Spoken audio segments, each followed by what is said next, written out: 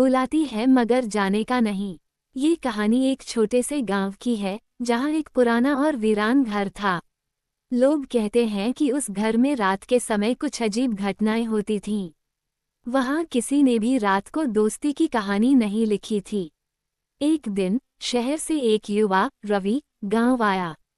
उसे इन भूत प्रेत की कहानियों पर विश्वास नहीं था। उन्होंने गांव वालों से सुना कि वीरान घर में रात को ठहरने की चुनौती को भी स्वीकार नहीं किया। उसकी उत्सुकता बढ़ गई और उसने रात भर वहीं रहने का निर्णय लिया। रात होते ही रवि अपने साथ काम करने लगा और कुछ खाना लेकर उस घर में चला गया। घर में बहुत ही वास्तुशिल्प जैसा था, हर जगह गंदगी और मकड़ी के जाले थे। घर के अंदर घुसते ही उसने अजीब सी ठंड महसूस की। उसने सोचा कि यह सब उसकी कल्पना हो सकती है, इसलिए उसने ध्यान नहीं दिया। रात के अंत समय तक सब कुछ सामान्य था, लेकिन जैसे ही आधी रात को अचानक से उसे किसी के चलने की आवाज सुनाई दी।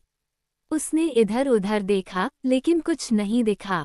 फिर उसे एक महिला की घटिया आवाज दी गई, जैसे कोई बुला रहा हो। आवाज घर के ऊपर वाली मंजिल से आ रही थी। रवि भिक्षु ऊपर की ओर जाने लगे।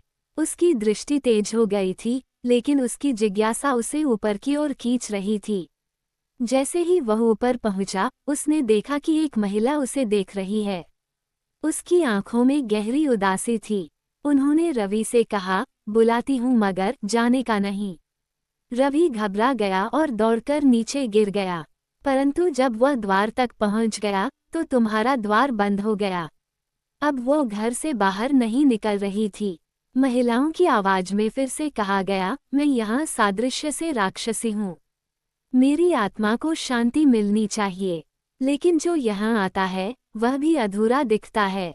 रवि ने दरवाजा खोला लेकिन वह नहीं खुला। उसे याद आया कि गांव वालों ने कहा था कि वह घर शापित है और जो वहां जाता है वो कभी वापस नहीं आता। रवि को अब समझ आ गया था कि वो किसी साधारण महिला से नहीं, बल्कि उसी घर में मरने वाली आत्मा है। रवि ने वहां से निकलने की बहुत कोशिश की, लेकिन अंततः उसे भी उसी घर में कैद कर लिया गया। सुबह होने पर गांव के लोग घर के पास गए, लेकिन रवि का कोई निशान नहीं मिला। अब गांव में एक और कहानी जुड़ी थी, और वो ये थी कि अगर कोई रात उस घर में जाती है तो कभी कभी वह वापस नहीं आती है। और घर के अंदर की महिलाओं को अब भी बुलाती थी, बुलाती हूँ मगर जाने का नहीं। बम बम कहाँ से चैनल को सब्सक्राइब कर दीजिए। कहानी शुरू होती है एक प्राचीन गांव से, जो घने जंगलों से घिरा हुआ था। इस गांव के लोग अंधविश्वास में डूबे हुए थे। उनका कहना था कि जंगल के अंदर एक अलौकिक महल है, जहां पहले एक विश्वासी और उसकी योगिनी रहती थीं। गांव के शिष्यों को ले जाया गया कि पिशाच ने अपनी काली साधनाओं से योगिनी को वश में कर लिया था। ये योगिनी अब अपनी गुलामी बन चुकी थी और अपनी शक्तियों का प्रयोग कर गांव वालों को दीवाना बना चुकी थी और उनकी बलि मांगती थी। रात के समय जंगल से अजीब आवाजें और हंसी की गूंज सुनाई देती थी, और लोग कहते थे कि वह योगिनी की हंसी थी, जो जादू के आदेश पर शिकार ढूंढने जाती थी। गांव में कोई भी उस व्यक्ति की तरफ जाने की हिम्मत नहीं करता था। एक दिन गांव में एक नई लड़की कविता आई। कविता को इन कहानियों पर जरा भी विश्वास नहीं था। वह एक आधुनिक सोच वाली लड़की थी, जो विज्ञान और तर्कशास्त्र की पढ़ाई करती थी। लेकिन गांव में आने के कुछ ही दिन बाद उसे लगा कि यहाँ कुछ तो ऐसा है जिसे खरीदना मुश्किल है। कविता ने तय किया कि वह उस कारखाने में विक्रेता का सच का पता लगाएगी। गांव के लोग उस पर रोक लगाने की कोशिश कर रहे थे, लेकिन उसने अपनी बातों पर रोक लगा दी। एक रात जब चांद पूरा निकला था, कविता ने अकेले जंगल के अंदर जाने का फैसला किया। जैसे ही वह फर्नीचर से जुड़ा था, उसे वहां एक अजीब ठंड महसूस हुई। उसकी आंखों के सामने एक विशाल दरवाजा था, जो खुद ब खुद खुल गया। अंदर प्रवेश करते ही पुराने समय की चीजें और दीवारों पर अजीब तस्वीरें दिखाई देंगी। अचानक किसी के चलने की आवाज आई। उसने पलटी और देखा कि एक काले वस्त्र में एक तांत्रिक आदमी खड़ा था। उसकी आंखों में अजीब सी चमक थी, और उसके पीछे एक भयंकर रूप वाली योगिनी खड़ी थी, जो बंधी हुई लग रही थी। डॉक ने कविता की ओर देखते हुए कहा, तुम यहाँ क्यों आए हो? ये जगह तुम्हारे लिए नहीं है। कविता ने साहस से कहा, मैं ये रहस्य क्यों उठा रही हूँ?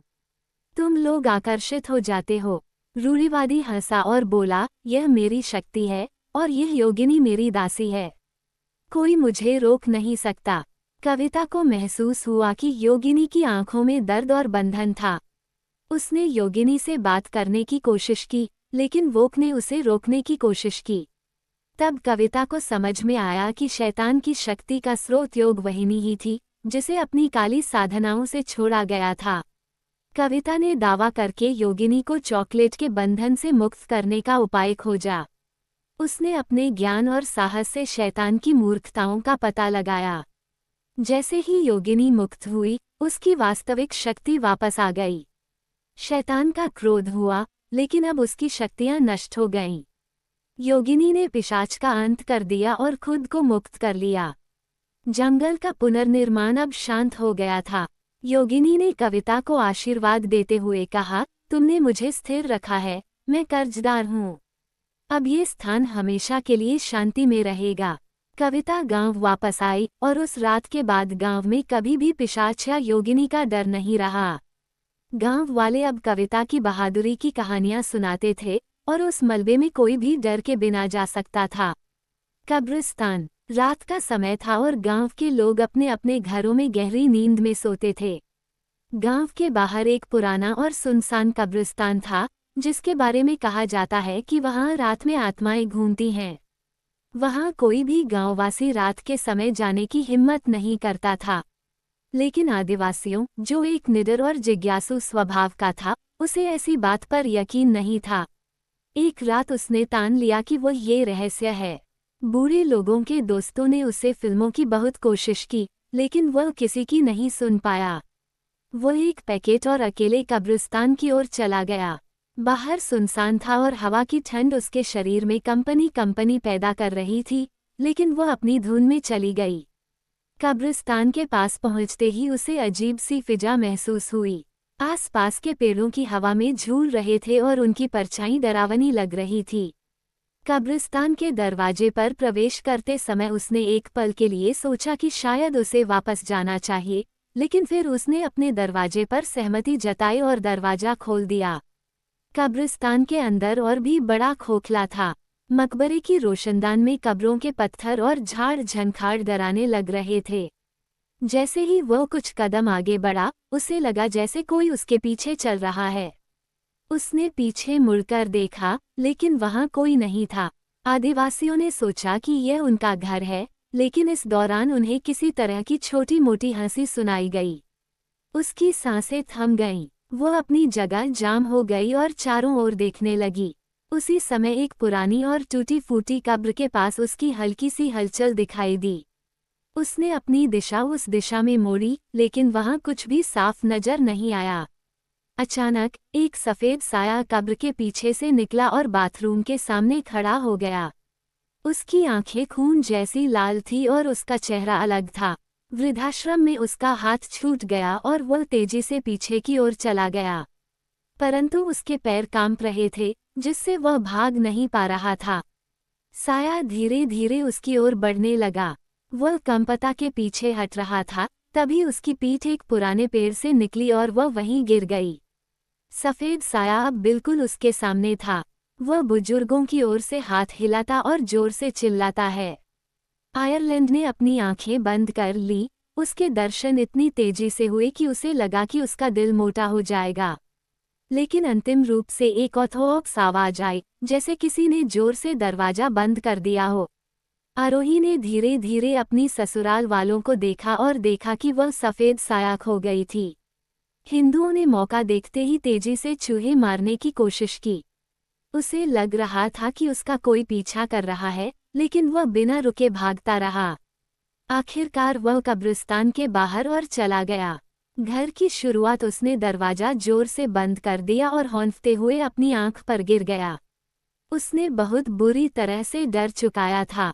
अब उसे यकीन हो गया था कि कब्रिस्तान में कुछ ऐसा सामने आया था जो इंसान की दुनिया में नहीं होना चाहिए। उस रात के बाद कभी भी उस कब्रिस्तान के पास भी नहीं गया। उसके दोस्तों ने कहा, कुछ जगहें ऐसी होती हैं जहां इंसान कदम नहीं रख पाता। वो अब जान चुका है कि हर कहानी में कुछ न कुछ सच्चाई जरूर है, खासकर जब वह कब्र में है। गांव के बाहर एक पुरानी हवेली खंडहर बन चुकी थी, जिसे लोग आंधी हवेली के नाम से जानते थे।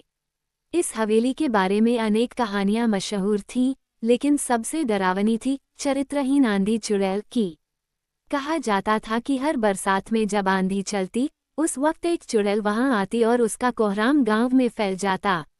उसका नाम था रुखसाना, जो कभी इस गांव की सबसे सुंदर और सम्मानित महिला थी। परंतु उसके साथ हुई एक घटना ने उसकी पूरी जिंदगी बदल दी। रुखसाना का विवाह गांव के जमींदार के बेटे से हुआ था। वो एक सम्मानित और सच्ची महिला थी, लेकिन कुछ लोगों ने उस पर चरित्रहीन होने का झूठा आरोप लगाया। इस कलंक ने उसकी जिंदगी को नर्क बना दिया। बदनामी के डर से उसके पति ने उसे हवेली में कैद कर दिया। बेगुनाही की पुकार सुनने वाला कोई न था। उसने हवेली में ही दम तोड़ दिया और वहीं उसकी आत्मा भटकने लगी। मरने के बाद रुखसाना की आत्मा ने चुड़ैल का रूप धारण कर लिया। जब भी गांव में तेज आंधी आती, उसकी कर्कश हंसी हवाओं में गूंजती। आंधी के साथ उसकी परछाई गांव के हर घर में दस्तक देती। लोग दरवाजे खिड़कियां बंद कर लेते, पर कुछ न कुछ अनहोनी जरूर हो जाती। एक दिन गांव के 3 दोस्तों ने इस चुड़ैल के रहस्य को जानने की ठानी। वे आधी रात को उस हवेली में जाने का फैसला करते हैं। हवेली के पास पहुंचते ही अचानक तेज आंधी चलने लगती है और दरवाजे खुद ब खुद खुल जाते हैं। हवेली के अंदर घुसते ही चारों तरफ भयानक सन्नाटा छा जाता है। उनकी टॉर्च की रोशनी कमजोर होने लगती है और तभी वे देखते हैं एक सफ़ेद साड़ी में लिपटी औरत, जिसका चेहरा डरावना और आंखें लाल थी। वो औरत उनकी तरफ धीरे धीरे बढ़ने लगती है। लड़कों के पैर जड़ हो जाते हैं। तभी एक दोस्त हिम्मत करके उसके सामने खड़ा हो जाता है और पूछता है, तू कौन है? क्या चाहती है? चुड़ैल चुपचाप उसकी तरफ देखती रही और फिर एक जोरदार हंसी के साथ बोली, मैं वो हूँ जिसे चरित्रहीन कहा गया, जिसे समाज ने जीते जी मार दिया। अब मैं हर उस व्यक्ति को सजा देती हूँ जो झूठ और फरेब का साथ देता है। उसकी आंखों से आग निकलने लगी और हवेली के चारों ओर की चीजें हवा में उड़ने लगीं। लड़कों ने भागने की कोशिश की, पर हवेली के दरवाजे बंद हो चुके थे। तभी चुड़ैल ने एक लड़के को उठाकर दीवार पर पटक दिया। बाकी दोस्त डर के मारे चिल्लाने लगे, पर अचानक ही आंधी थम गई और एक बूढ़े साधु की आवाज गूंजने लगी। साधु ने चुड़ैल को शांत करते हुए कहा, तेरा बदला पूरा हो चुका है। जा, अब तुझे शांति मिलेगी। चुड़ैल ने धीरे धीरे हवा में विलीन हो गई। हवेली एक बार फिर शांत हो गई, पर लड़कों को जीवन भर के लिए उस रात का डरावना अनुभव मिला। गांव वालों को पता चला कि चुड़ैल को मुक्ति मिल चुकी थी, पर आंधी हवेली का खौफ आज भी गांव के लोगों में बना हुआ है।